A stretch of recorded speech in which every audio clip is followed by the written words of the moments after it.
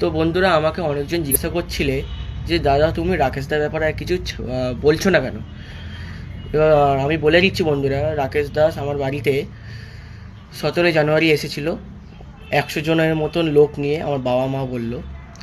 এবার রাকেশ দাস কেন এসেছিল সেটা আমি বলে দিচ্ছি।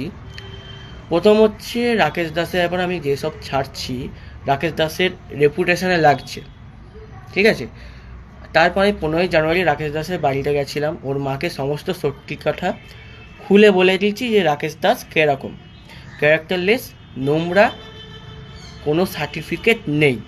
ওকে বন্ধুরা, এবার রাকেশ দাস কী করেছে সেটা বদলাটা নেওয়ার জন্য আমার বাড়িতে 17ই জানুয়ারি এসেছে। তার আগে একটা লোককে পাঠিয়েছিল আমার বাড়িতে খোঁজ করতে, যে আমি বাড়িতে আছি না নি, কারণ রাকেশ দাস জানে আমি যদি বাড়িতে থাকি তবে রাকেশ দাস আমার সঙ্গে পারবে না, সোজা কথা। এবার যখন দেখেছে আমি বাড়িতে নেই, তখন 100 জনের মতন লোক নিয়ে চলে এসেছিলো 17ই জানুয়ারি। আমার মা বাবাকে হুমকি দিয়ে গেছে রাকেশ দাস, আর তার সাথে ওই জিমের, লাবণ্য জিমের মালকিনও, যে যদি আমি কখনো ওদের ব্যাপারে কোনো ভিডিও ছাড়ি প্রুফ সহ, তবে আমায় লোক ফোক দিয়ে মার্ডার করিয়ে দেবে।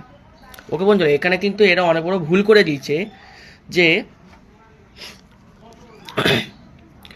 আইপিসি সেকশন 507 ধারা অনুযায়ী কোনো লোক কারোর বাড়িতে গিয়ে মেরে ফেলার হুমকি দিয়ে আসতে পারে না।